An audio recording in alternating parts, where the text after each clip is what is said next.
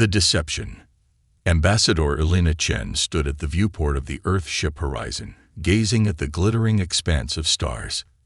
In mere moments, they would arrive at Nexus Station, the seat of the Galactic Council. Her heart raced with a mixture of excitement and apprehension.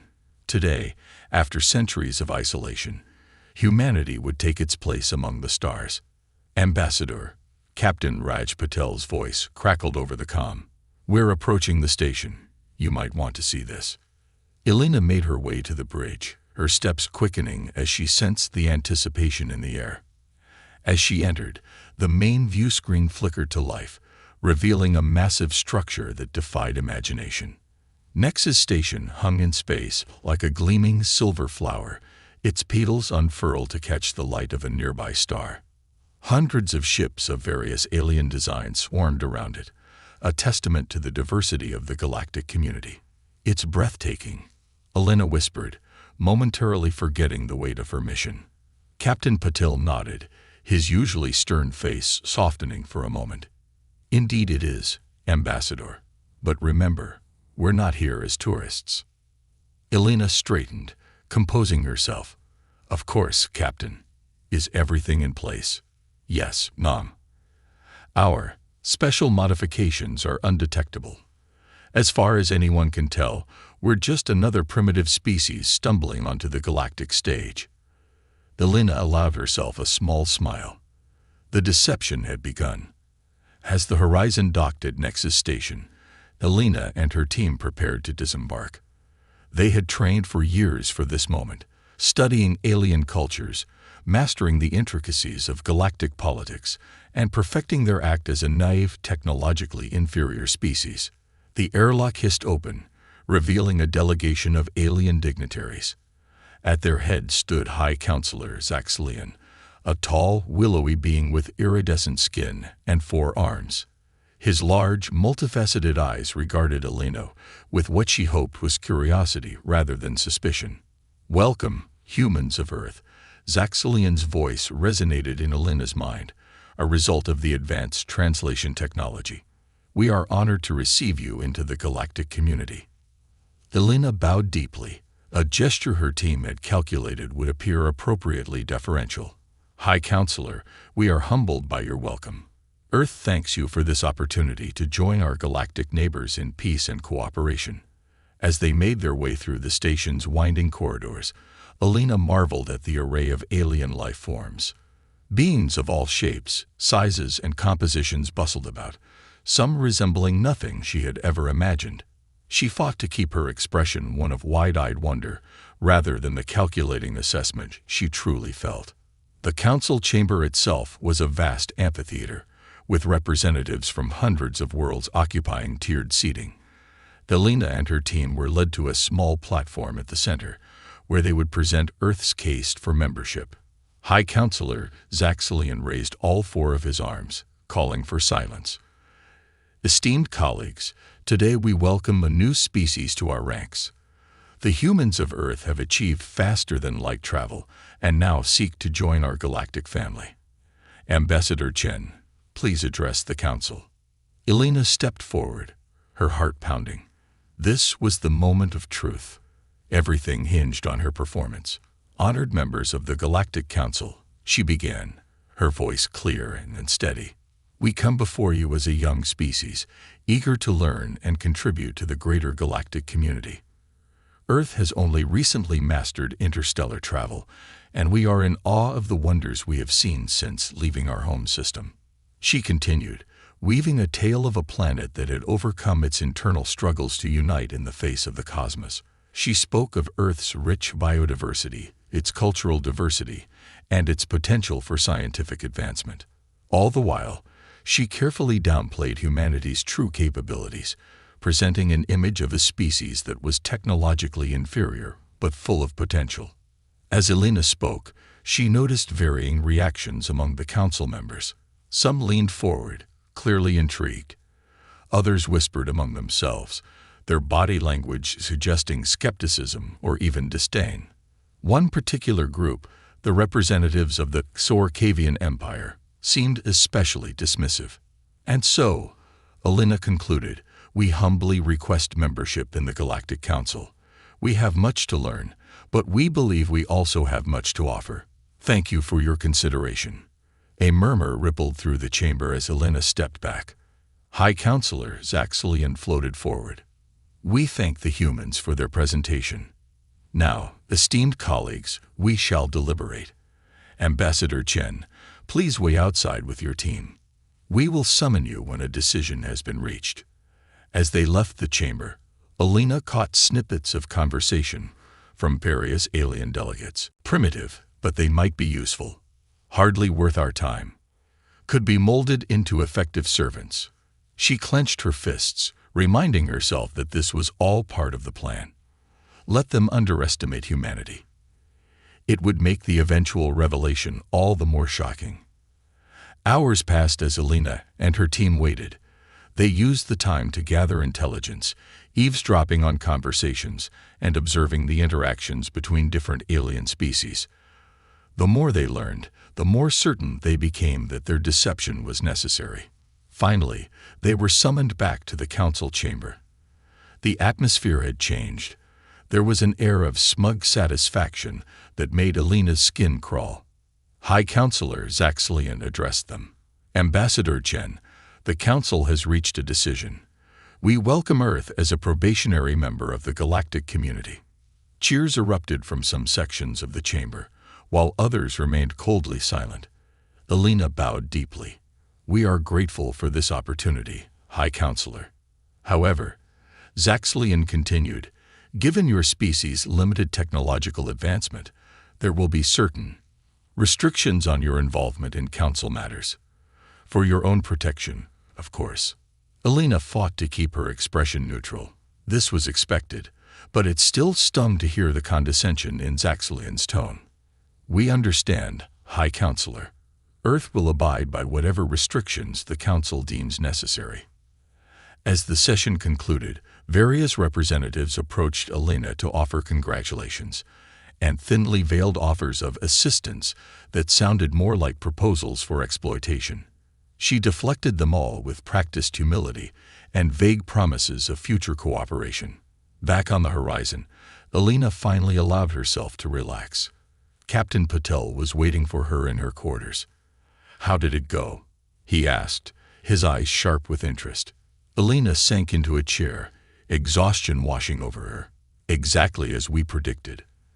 They've accepted us, but as second-class citizens at best. The Exorcavians, in particular, seem to view us as potential servants or cannon fodder." Patel's expression hardened. "Fools. If they only knew." "That's the point, Raj," Elena reminded him. "They can't know. Not yet. We need time to understand the full political landscape, to identify potential allies and threats. If we revealed our true capabilities now, we'd be seen as deceivers at best and a threat to be eliminated at worst." I know, Patel grumbled. "It's just difficult to stomach their arrogance." Elena smiled wryly. "Think of it as a long-term undercover operation. We play the part of the naive newcomers, all while gathering intelligence and preparing for the day when we can reveal the truth." She stood and walked to the viewport, looking out at Nexus Station. The galaxy thinks they're welcoming a helpless child into their midst. Little do they know, they've invited a wolf in sheep's clothing. And when the time comes, Earth will show its teeth. As the horizon prepared to depart, carrying news of their success back to Earth, Elena couldn't help but feel a mix of anticipation and dread. The deception had only just begun, and the real challenges lay ahead. But she was confident that humanity would rise to meet them. After all, if there was one thing humans excelled at, it was defying expectations. The revelation. 6 months had passed since Earth's acceptance into the Galactic Council. Ambassador Elena Chen stood in her office on Nexus Station, reviewing reports from human operatives scattered throughout the galaxy. The intelligence they had gathered painted a troubling picture. A chime at her door interrupted her thoughts. "Enter," she called out. Captain Raj Patel strode in, his face grim. "Ambassador, we have a situation." Elena's heart sank. She had been expecting this. But not so soon. What's happened? The Exorcavians, Paddle said, his voice tight with anger.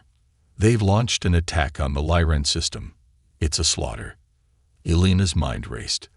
The Lyrans were a peaceful species, known for their advanced medical knowledge.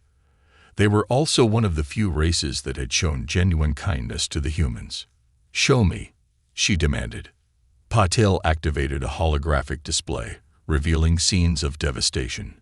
Exorcavian warships rained fire upon Lyran cities, their energy weapons cutting through defensive shields like paper. The council?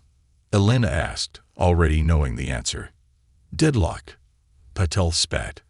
The Exorcavians claim it's a police action to put down a rebellion. Some believe them, others are too afraid to intervene.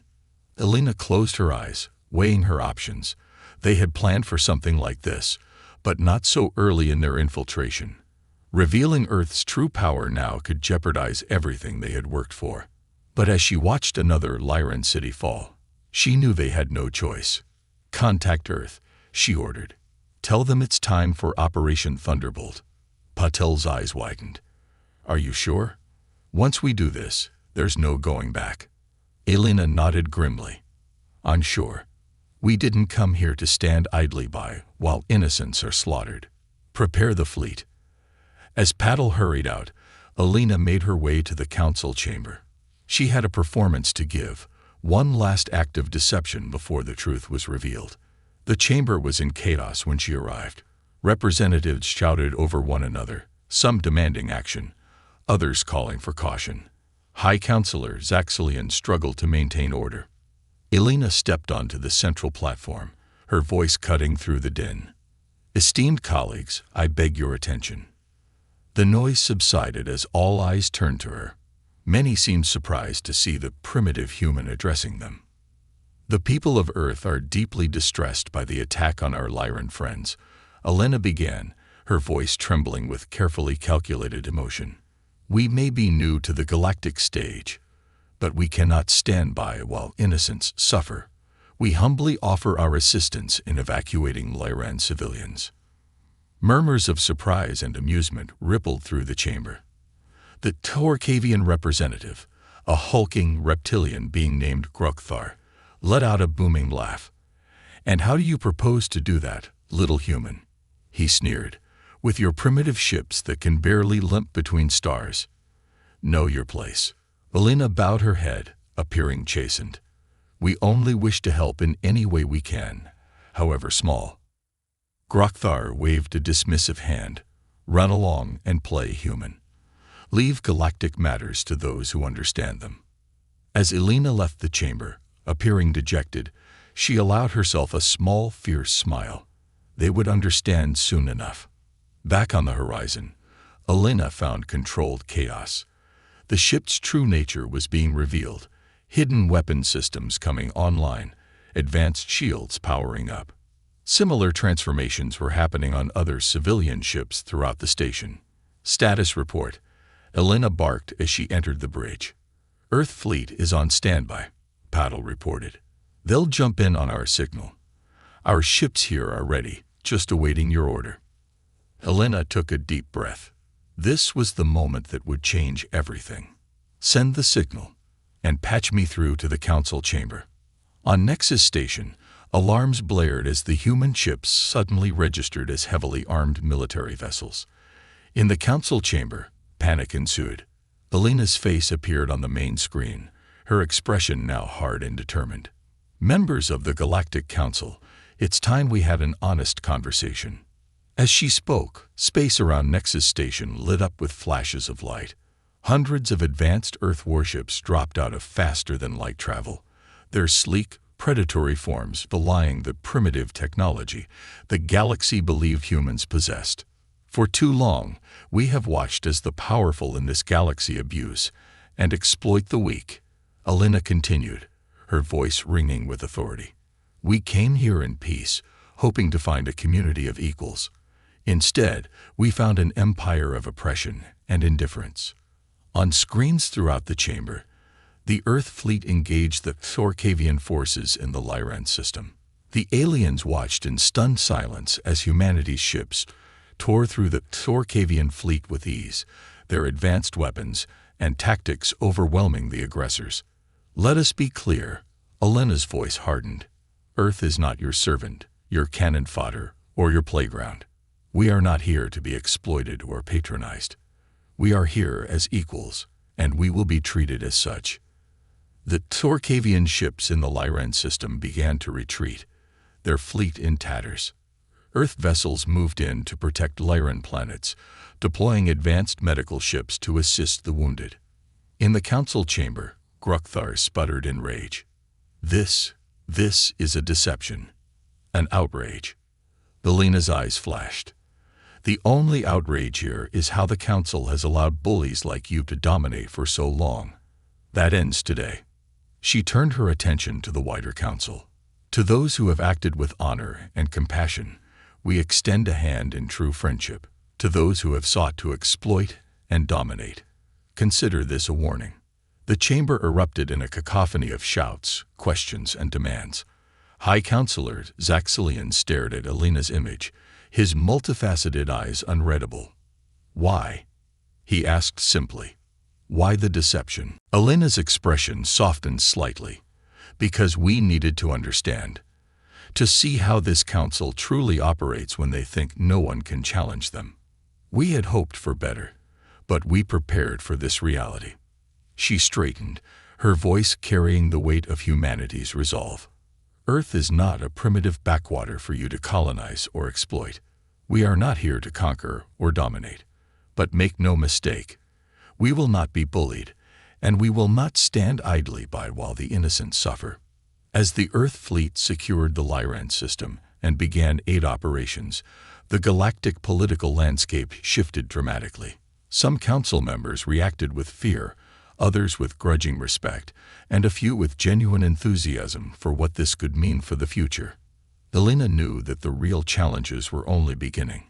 Earth's deception would not be easily forgiven, and there would be those who would see humanity as a threat to be eliminated. But as reports came in of Lyran civilians being saved, of oppressed species across the galaxy looking to Earth with hope, she knew they had made the right choice. The galaxy had been shaken to its core. Humanity had revealed its true face, not just its military might, but its determination to stand against injustice. As Elena prepared for the diplomatic storm that was about to break, she allowed herself a moment of pride. Earth had arrived on the galactic stage, and nothing would ever be the same. The aftermath. The days following Earth's revelation were a whirlwind of diplomatic chaos. Ambassador Elena Chen found herself at the center of a political maelstrom, fielding demands for explanations, thinly veiled threats, and cautious overtures of alliance from various galactic factions.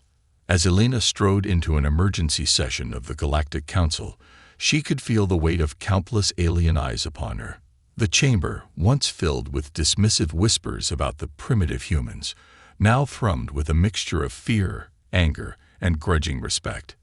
High Counselor Zaxxilian called the session to order, his usual calm demeanor strained. "This emergency session will now commence. The floor recognizes Ambassador Chen of Earth." Elena took a deep breath and stepped forward. "Esteemed colleagues," she began, her voice steady and clear, "I understand that recent events have caused significant upheaval. Earth's actions in the Lyran system have raised many questions, and I am here to address them." A cacophony of voices erupted, but one cut through the din. It was Grokthar, the Torcavian representative, his scales flushed with anger. "Address them. You should be on trial for deception and unauthorized military action." Elena met his gaze coolly. "And you, Grokthar, should be answering for the unprovoked attack on a peaceful species. Or have you forgotten the slaughter your forces unleashed on the Lyrans?" Before Grokthar could retort, another voice spoke up. It belonged to Nizala, the Andari representative, a being of living crystal whose facets shimmered with each word. "Ambassador Chen speaks truly. While Earth's deception is troubling, we cannot ignore the fact that they acted to protect the innocent when this council failed to do so. The chamber erupted into heated debate. Elena watched as alliances that had stood for centuries began to fracture. Species that had long chafed under Xorcavian dominance saw an opportunity in Earth's emergence. Others, fearful of the shift in the balance of power, clung more tightly to their old allegiances. As the arguments raged, Elena's communicator vibrated subtly. A message from Captain Patel. Incoming transmission from Earth. Urgent. Elena excused herself and slipped out of the chamber. In a secure communication room, she activated the transmission. The holographic image of Fleet Admiral Kira Yoshida, Earth's highest-ranking military officer, flickered into view. "Ambassador," Yoshida said, her expression grim. "We've detected multiple fleets mobilizing across the galaxy. Some appear to be gathering for defense. Others, their intentions are less clear." Elena's mind raced. "Do we think an attack is imminent?"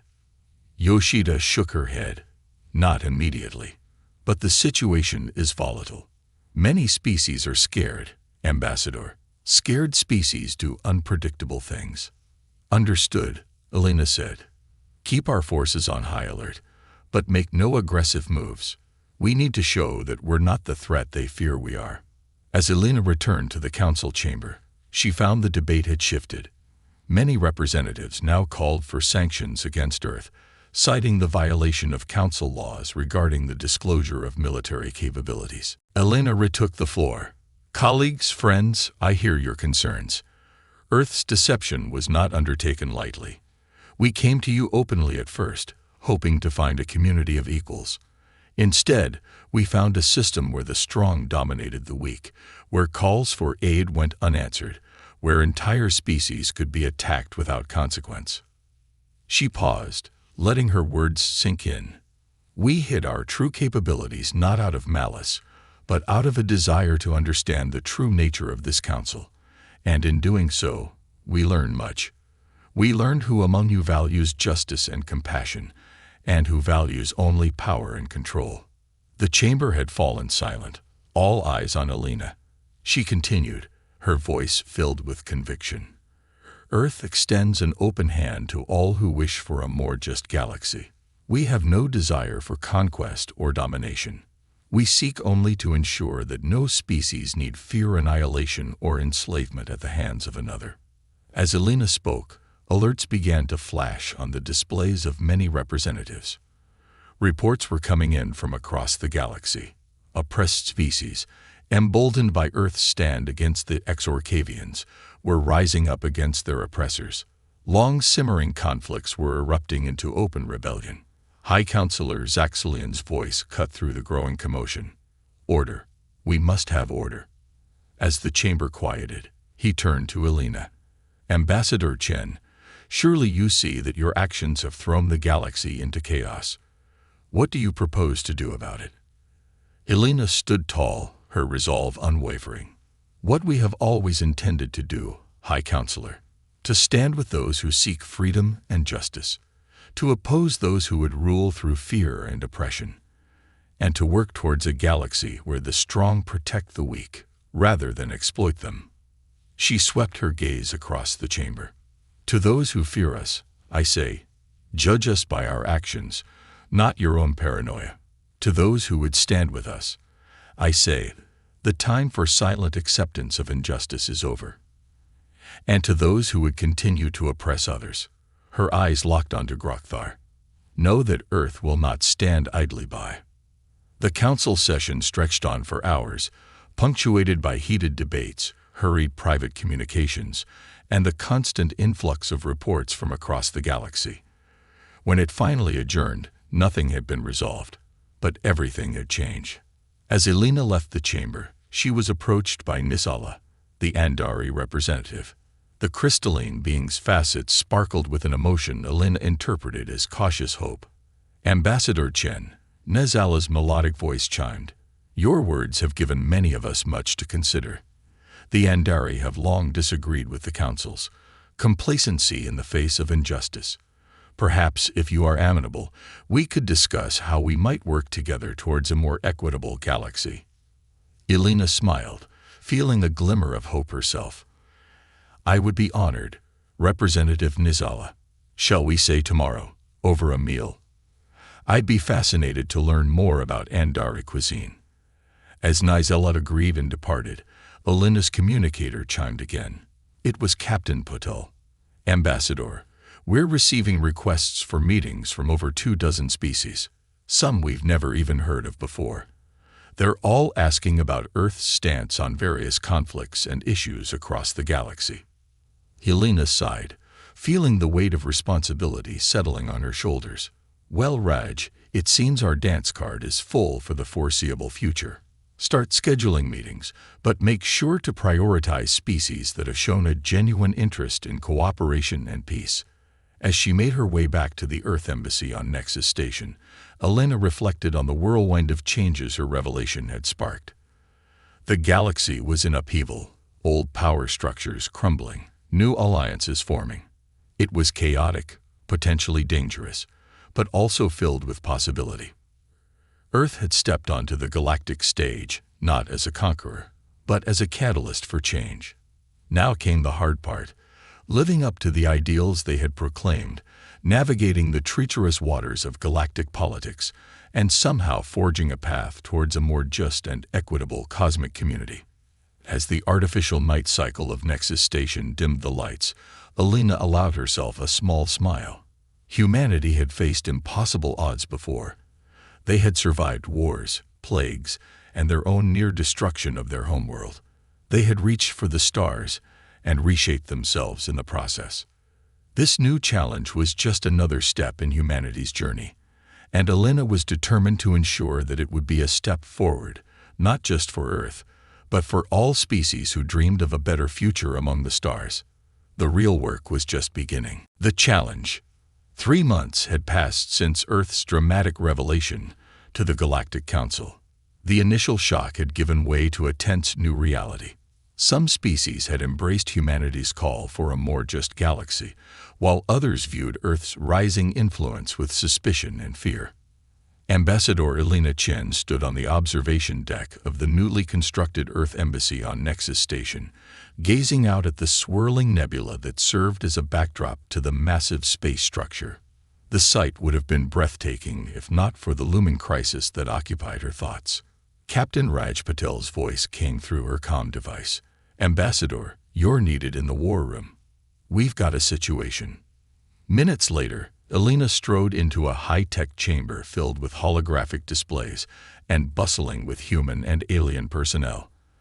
At the center stood Admiral Kira Yoshida, her face grim as she manipulated a 3D star map. What's the situation, Admiral? Elena asked, her eyes scanning the tactical displays. Yoshida pointed to a cluster of systems near the galaxy's outer rim. We've detected a massive fleet buildup in the Vorax cluster. Intelligence suggests it's a coalition of species led by the Exorcavians. They're calling themselves the Galactic Preservation Alliance. Elena's brow furrowed. Preservation of what, exactly? Their way of life, Patel chimed in, his voice dripping with sarcasm. Apparently, our calls for justice and equality are a threat to their cultural traditions of exploitation and oppression. A new voice joined the conversation, melodic and slightly crystalline. It was Nizala, the Andari representative who had become one of Earth's strongest allies in recent months. They fear change. Ambassador Chen, your Earth has become a symbol of hope for many downtrodden species. This alliance seeks to crush that hope before it spreads further. Elena nodded, her mind racing. What are we looking at in terms of numbers? Admiral Yoshida expanded the holographic display. Our latest estimates put their fleet at over 5,000 ships, a mix of Exorcavian dreadnoughts, Salrak swarm fighters, and, is that right? She paused, zooming in on a section of the enemy fleet. They've even got Quilathi Void Rippers. I thought those were just a myth. They're very real. Nisela chimed in, their crystalline form shimmering with concern. And incredibly dangerous. They can tear holes in the fabric of space-time itself. Elena took a deep breath, steeling herself. What are they demanding? Patel pulled up a communication transcript. In short, Earth's complete withdrawal from galactic affairs. They want us to dismantle our fleet, recall all our diplomats, and essentially become hermits in our own solar system. And if we refuse? Elena asked, already knowing the answer. They've threatened to excise the human cancer from the galaxy, Patel read, his voice tight with anger. Charming bunch, aren't they? Elena turned to Admiral Yoshida. What are our options? Yoshida's face was a mask of professional calm, but Elena could see the fire in her eyes. We can match them ship for ship, Ambassador. Our technology is superior, but they have numbers and desperation on their side. It would be a bloody battle, with potentially catastrophic collateral damage to neutral systems. Elena nodded, then turned to Nizawa. What's the mood in the council? The Andari's facets flickered with a range of emotions. Divided, as always. Many fear the Exorcavians, but they fear change even more. Others see this as an opportunity to break the old power structures once and for all. A significant number are looking to Earth, waiting to see how you'll respond. Elena closed her eyes for a moment, feeling the weight of the decision before her. When she opened them, her gaze was steel. Admiral Yoshida, deploy the fleet. I want a defensive perimeter established around all vulnerable Allied systems. Captain Patel, open a channel to the Galactic Council. It's time we addressed this threat head-on. As the Earth fleet mobilized, Elena found herself once again standing before the Galactic Council. The chamber was tense, filled with whispered conversations and nervous glances. Esteemed colleagues, Elena began, her voice carrying across the vast chamber. I come before you today not to ask for help, but to offer it. The so-called Galactic Preservation Alliance threatens not just Earth, but the very ideals of freedom and self-determination that this council claims to uphold. She paused, letting her words sink in. We did not reveal our true capabilities to dominate or conquer. We did so to protect the innocent and stand against injustice. Now we face a coalition that would see the galaxy return to the old ways of oppression and fear. Grokthar, the Xorcavian representative, rose to his feet, his voice a menacing growl. Pretty words, human, but your very presence upsets the natural order. Some species are meant to rule, others to serve. Who are you to change what has been for millennia? Elena's eyes flashed. We are the voice of progress, Grokthar, the champions of those you would keep underfoot. And we are not alone. She gestured to Nizawa and several other allied representatives. Together, we stand for a galaxy where strength is measured not by one's ability to dominate, but by one's commitment to justice and mutual prosperity. As Elena spoke, the chamber's main display lit up with tactical data. The Earth fleet, joined by ships from allied species, was taking up defensive positions. The Preservation Alliance fleet loomed at the edge of contested space, a dark cloud threatening to engulf all in its path. I call upon this council to take a stand, Elena's voice rang out. Not for Earth, not for any one species, but for the very principles of freedom and self-determination that we all claim to hold dear. Will you stand with us against tyranny, or will you cower in the face of those who would drag us back into the dark ages of galactic history? The chamber erupted into fierce debate. Species that had long been at odds found themselves reluctantly agreeing, while old alliances fractured under the strain of conflicting ideologies. As the arguments raged, Elena received an urgent communication from Admiral Yoshida. Ambassador, the enemy fleet is on the move. They're heading for the Lyran system. It seems they want to make an example of those we protected before. Elena's jaw clenched. Understood, Admiral. You have full authorization to engage. Protect the Lyrans at all costs, but try to minimize casualties on both sides. We're fighting for a better galaxy, not just victory in battle. As reports of the first clashes reached the council chamber, Elena found herself the center of attention once more. The choice is before us, she declared. We can watch as innocent lives are sacrificed on the altar of outdated ideologies, or we can take a stand for a better future. Earth has made its choice. What say you, esteemed colleagues? One by one, representatives stood, declaring their support for Earth and its allies. Others abstained, unwilling to commit, but equally unwilling to side with the aggressors. A few, led by Grokthar, stormed out in protest. As the coalition of Earth and its allies solidified, reports from the battlefield began to pour in.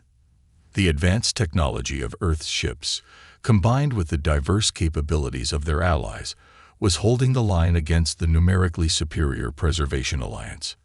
But the battle was far from over. As the first day of fighting drew to a close, Alina knew that the real test was yet to come. The galaxy stood on a knife's edge, and the actions of Earth and its allies in the coming days would determine the course of cosmic history for generations to come. As she left the council chamber, exhausted but resolute, Alina allowed herself a moment of reflection. Humanity had come so far, from a species confined to a single planet to one that now fought for the future of the galaxy itself. Whatever the outcome, there would be no going back. The age of human isolation was over. The age of galactic cooperation, or conflict, had begun. The challenge had been issued, and Earth had risen to meet it. Now they had to prove that their vision for the future was worth fighting for. The new order, the battle for the future of the galaxy, raged for weeks. Across countless star systems, the combined fleets of Earth and its allies clashed with the forces of the self-proclaimed Galactic Preservation Alliance. Space itself seemed to warp and twist under the strain of advanced weaponry and desperate tactics. Ambassador Alina Chen hadn't slept in days. The war room of the Earth Embassy on Nexus Station had become her home, a chaos of holographic displays, urgent communications, and a constant hum of activity. She stood at the central tactical table, her eyes fixed on the swirling patterns of friendly and enemy fleet movements. "Status report," she called out, her voice hoarse from overuse. Admiral Kira Yoshida's hologram flickered to life beside her. The Admiral's uniform was disheveled, her eyes ringed with exhaustion, but her voice was steady. "We've pushed them back from the Lyran system, Ambassador. The Andari crystal ships were instrumental in countering the Krulathi Void Rivers, but we've taken heavy losses." Elena nodded grimly. "And the Sorkavian home fleet, still holding position in their home system," Captain Raj Patil chimed in from his station. "They're our last major obstacle. Take them out, and the Alliance will crumble." Elena closed her eyes for a moment, feeling the weight of the decision before her. A direct assault on the Sorkavian homeworld could end the war quickly, but at a terrible cost. The loss of life on both sides would be catastrophic. "There has to be another way," she murmured. As if in answer to her unspoken prayer, an alert chimed. Nicella's crystalline form shimmered into view, their facets pulsing with urgent light. "Ambassador Chen, we've intercepted a transmission from within the Sorkavian High Command. There's dissension in their ranks. Many of their military leaders are questioning Grokthar's leadership and the wisdom of this war." Elena's eyes snapped open, a spark of hope igniting within her. Can we open a channel to these dissenters? Hours later, Elena found herself facing not just the Galactic Council, but an audience of trillions across the galaxy. Every sentient species with access to faster-than-light communications was tuned in to this historic broadcast. Beside her stood a group of Sorkavian military leaders, their scales dulled with stress but their eyes bright with purpose. Grokthar was conspicuously absent, reportedly under arrest by his own people. Elena took a deep breath and began to speak. "People of the galaxy, I come before you today not as a conqueror, not as a revolutionary, but as a fellow traveler in this vast cosmic ocean. The conflict that has engulfed our stars was born not of hatred, but of fear. Fear of change, fear of the unknown, fear of losing one's place in the grand tapestry of galactic civilization." She gestured to the Sorkavian leaders beside her. "But today, we stand united in the belief that there is a better way forward. A way that doesn't require the subjugation of others to feel secure. A way that sees diversity not as a threat, but as our greatest strength. The lead Sorkavian, General Zexkrol, stepped forward. His voice was a low rumble, but filled with conviction. For too long, my people have clung to old ways, believing that dominance was the key to survival. We were wrong. This war has shown us the true strength of unity, of cooperation. The humans and their allies fought not just with superior weapons, but with a superior vision for the future. It is time for the Sorkavian people to be part of that future. As Zexkrol spoke, reports flooded in from across the battlefronts. Sorkavian ships were standing down. Preservation Alliance forces were surrendering or retreating. The war that had threatened to tear the galaxy apart was ending not with a final cataclysmic battle, but with a collective decision to choose peace. Elena felt a weight lift from her shoulders, but she knew that the real work was just beginning. Let this day mark not the end of a war, but the beginning of a new era of galactic cooperation. Earth extends an open hand to all species, including those we so recently fought against. Together, we can build a cosmic society that upholds the rights and dignity of all sentient beings. In the days and weeks that followed, the galaxy underwent a transformation. The old power structures of the Galactic Council were dismantled and rebuilt. Earth, once dismissed as a primitive newcomer, now sat at the center of a new galactic order. But it was not dominance that humanity sought. Instead, Earth used its influence to champion a system of cooperative governance. Species that had long been marginalized found their voices heard. Collaborative scientific endeavors flourished, leading to breakthroughs that benefited all. Elena, hailed as the architect of this new era, found herself busier than ever. There were disputes to mediate, reconstruction efforts to coordinate, and a million details involved in reshaping galactic civilization. One evening, months after the end of the war, Elena stood on the observation deck of Nexus Station.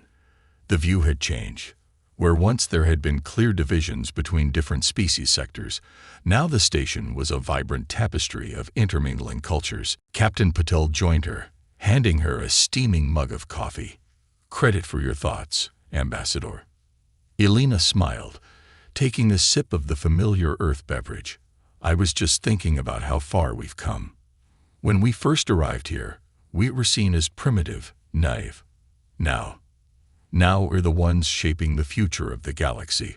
Patel finished for her. "Not just us," Elena corrected gently. "All of us together. That's the real victory here." As they stood in comfortable silence, a group of young aliens, a mix of species that would have been unthinkable months ago, ran past, laughing and playing some sort of zero-gravity game. Among them was a human child, her dark hair floating in a halo around her head as she called out to her friends in a mix of Earth English and alien languages. Elena felt a lump in her throat. This was what they had fought for. Not just survival, not just a seat at the table, but a future where the children of Earth could grow up as citizens of a vast, diverse, and peaceful galaxy. There would be challenges ahead, of course. Old prejudices don't die easily, and there would always be those who longed for the old days of rigid hierarchies and clear-cut power structures. But as Elena watched the children play, as she saw diplomats from former enemy species deep in friendly conversation, as she reviewed reports of joint scientific missions making groundbreaking discoveries, she knew that the course of galactic history had been irrevocably changed. Humanity had stepped onto the galactic stage not as conquerors, but as catalysts for change.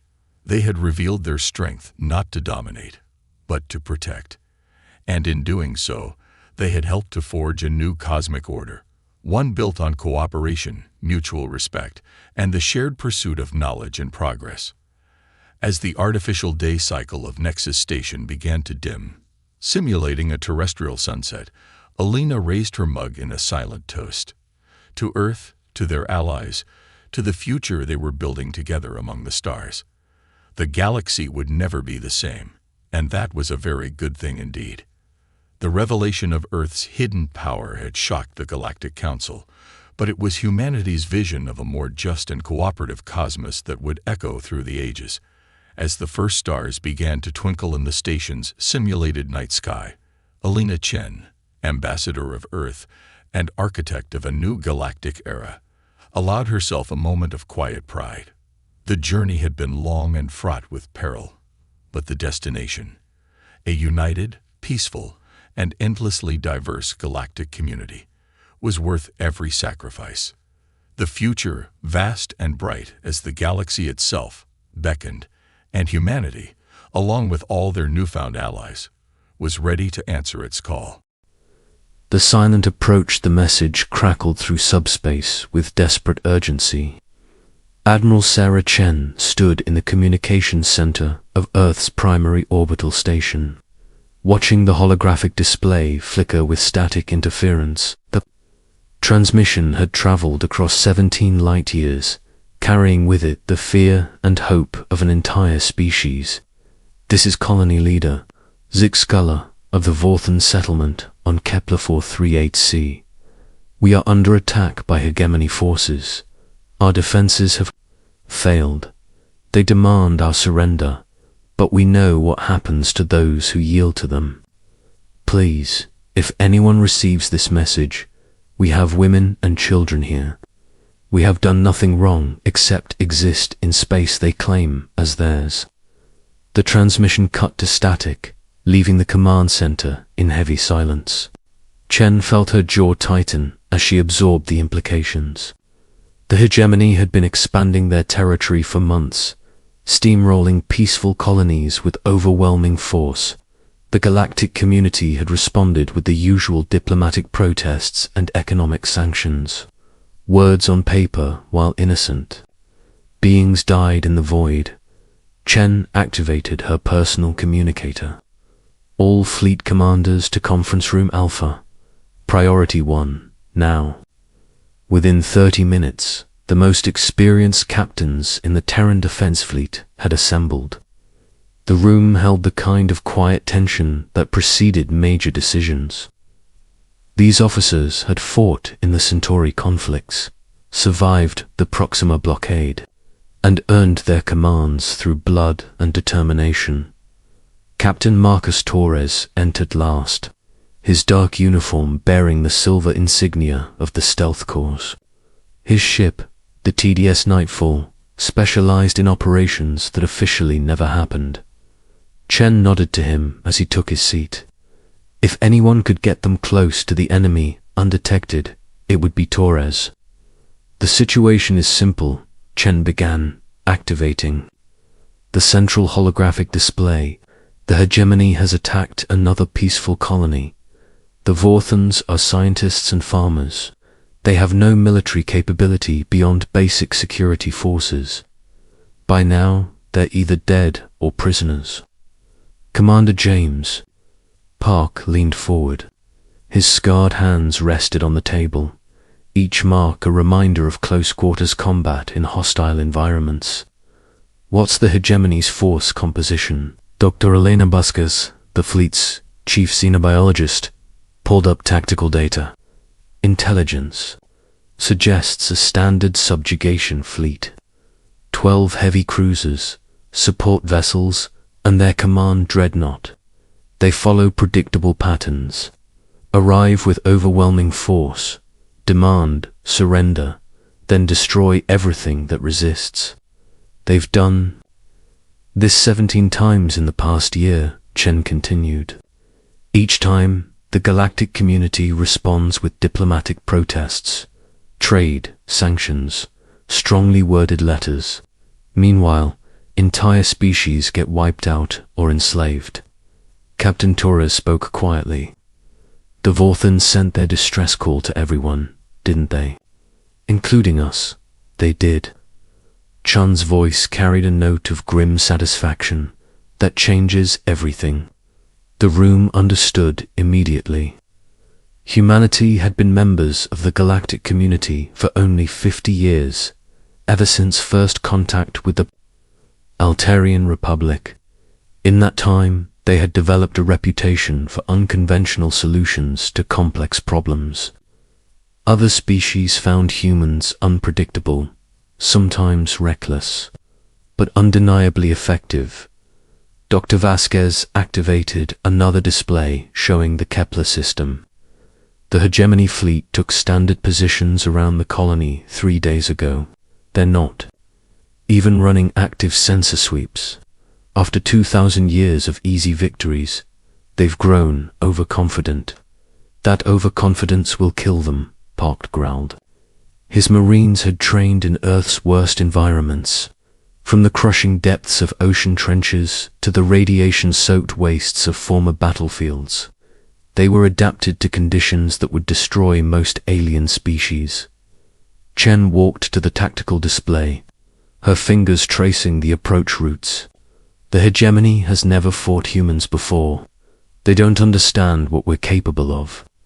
They don't know that Earth is classified as a Category 12 death world. They don't realize that everything they consider extreme, we call Tuesday. She turned to face her officers. We're going to teach them why you don't attack the innocent when Death Worlders are watching. The planning session lasted for hours. Every detail was considered, every contingency prepared for. The human fleet would approach through hyperspace using routes that avoided all sensor networks. They would maintain complete communications, silence, coordinating through encoded light pulses and tight beam transmissions that mimicked natural stellar phenomena. Captain Torres outlined the stealth approach.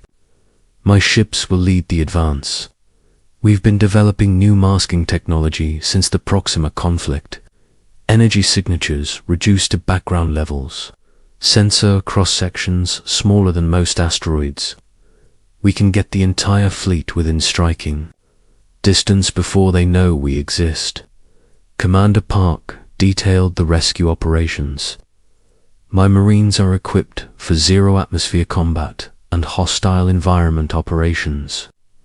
We'll extract any surviving Vorthans while the fleet engages the hegemony. Ships. Our powered armor can operate in vacuum, toxic atmospheres, and crushing gravity fields. We've trained for this. Dr. Vasquez provided psychological profiles of the enemy. The hegemony's strength comes from intimidation and overwhelming force. They've never faced an opponent that fights back effectively.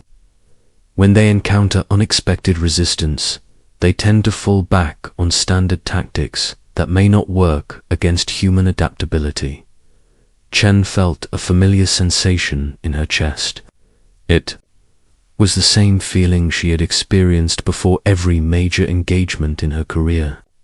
The quiet certainty that came from superior preparation meeting righteous purpose.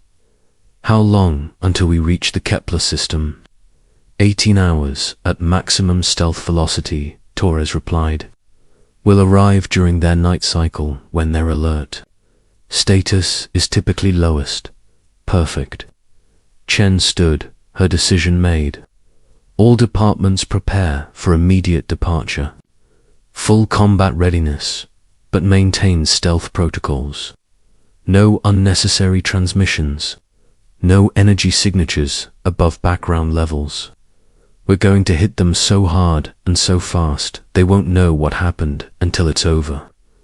The fleet that departed. Earth's orbital space consisted of 16 ships, each crewed by humans who had earned their positions through merit and survival. They were not the largest vessels in galactic space, but they carried technology that had been tested in the most dangerous environment known to civilization. Earth's gravity, atmosphere, radiation, and weather patterns had forged a species that thrived where others merely survived. As the ships entered hyperspace, Chen stood on the bridge of her flagship, the TD's Retribution. The stars stretched around them in familiar patterns, but her mind was focused on the mission ahead. Somewhere in the Kepler system, innocent beings were suffering while their attackers celebrated. Easy victory. The hegemony was about to discover that easy victories ended when you encountered an opponent that had evolved in hell and learned to call it home.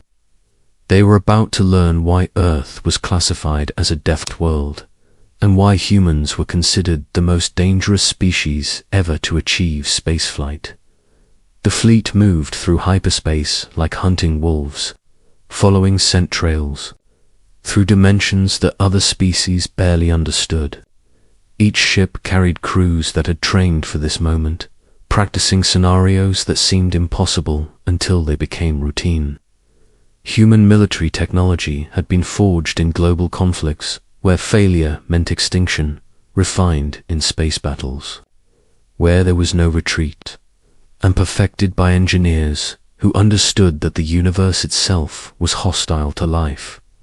18 hours stretched ahead of them. 18 hours until the hegemony learned that some distress calls were answered not with diplomats or negotiators, but with the righteous fury of a species that refused to let bullies win. The silence of hyperspace surrounded them, but beneath that silence lay the promise of thunder. Asterisk. The Death Worlder response to hegemony fleet hung in space around the captured Vorthan colony like vultures around a fresh kill. War Prince Thax stood on the command bridge of his dreadnought, the Iron Fist, reviewing the spoils of another easy conquest. The Vorthans had surrendered after their pathetic defenses collapsed within hours. Their technology was primitive, their weapons laughable, their resistance non-existent. Thax's tactical officer approached with a daily status report. No response to the colony's distress signals, my lord. No ships detected entering the system. The local governments have sent the usual diplomatic protests, but no military intervention. Of course not, Thax replied with satisfaction. The younger species learned long ago not to interfere with hegemony expansion. Fear is more effective than any weapon. What Thax did not know was that 16 human warships had already penetrated his sensor perimeter using stealth technology he had never encountered. The human fleet moved through the Kepler system like ghosts, their energy signatures masked, their approach vectors calculated to avoid detection. They had been in position for 6 hours, studying enemy formations and preparing for an assault. That would change galactic history. Admiral Chen stood on the bridge of the TDS Retribution, watching her tactical display with cold focus. The hegemony ships were arranged in a defensive sphere around the colony, but their formation assumed conventional attack patterns. They expected enemies to announce their presence, demand surrender terms, and engage in prolonged battles that followed established rules of warfare. Humans followed different rules. All ships report ready, Captain Torres whispered through the secure channel. His stealth frigates had positioned themselves to eliminate the hegemony's picket ships in the opening seconds of battle. Enemy sensors show no indication of our presence. Commander Park's voice crackled through the communications system. Marine assault teams standing by. We've identified the prison ship holding Vorthan survivors. My teams can breach and extract within 12 minutes of engagement. Dr. Vasquez monitored enemy communications. Hegemony crews are operating at minimal alert status. They're confident in their superiority. This overconfidence will be their downfall. Chen felt the familiar calm that preceded combat. Her crews had trained for this scenario countless times, but they had never faced an enemy this large or this brutal. The hegemony dreadnought alone outmassed her entire fleet. Under normal circumstances, it would be considered suicide to attack such a force, but humans specialized in making impossible circumstances normal. Execute Pattern Omega. Chen commanded quietly. The human fleet erupted into coordinated violence that the hegemony could not have imagined in their worst nightmares. Captain Torres's stealth ships materialized from empty space, their weapons already firing at the picket vessels. Hegemony sensors registered impossible readings as ships that shouldn't exist unleashed. Firepower that defied their understanding of physics. Human railguns accelerated projectiles to relativistic velocities, using magnetic field technology developed in Earth's industrial zones.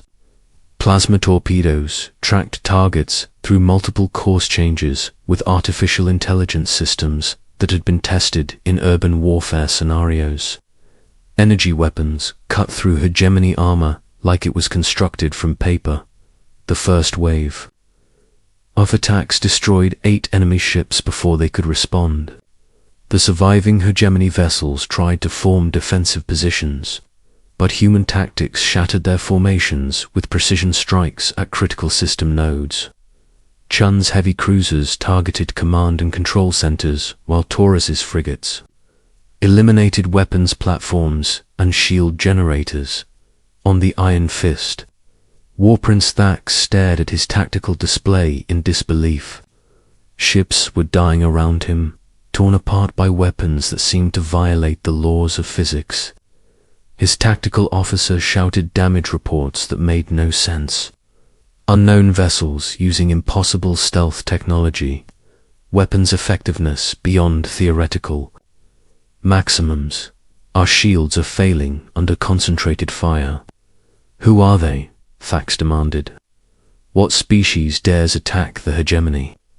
He received his answer when Commander Park's marine assault teams breached the prison ship holding Vorthan survivors. Human soldiers in powered armor moved through the vessel like unstoppable forces of nature, their weapons precise enough to eliminate guards without harming prisoners.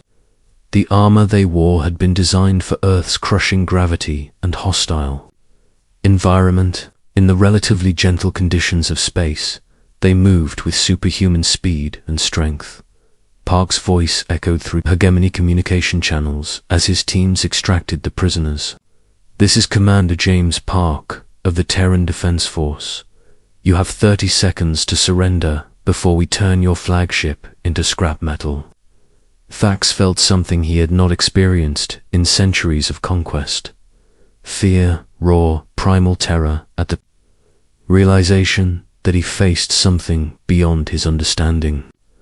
These humans fought with technology that seemed decades ahead of anything in known space. They moved with coordination that suggested hive-mind intelligence, but displayed individual initiative that defied tactical prediction. How many ships? He asked his tactical officer. 16 confirmed, my lord. But their effectiveness suggests a much larger force. Our vessels are being destroyed by weapons we cannot match. The battle lasted exactly 47 minutes. When the guns fell silent, 12 hegemony ships had been destroyed, and the survivors were fleeing toward hyperspace with their shields down and weapons offline. The Iron Fist itself had been crippled, its engines destroyed and life support failing. Admiral Chen opened a communication channel to the enemy flagship. Her voice carried across space with the authority of a species that had earned its reputation through survival and victory. War Prince Thax, this is Admiral Sarah Chen of the Terran Defense Fleet. Your forces have been neutralized. You're imprisoned. Civilians have been freed. You will return to your territory and inform your government that humans protect the innocent. Any future attacks on peaceful colonies will result in consequences your species cannot imagine. Thax managed to respond despite his shock. What are you? What manner of beings fight with such effectiveness? We are humans, Chen replied simply.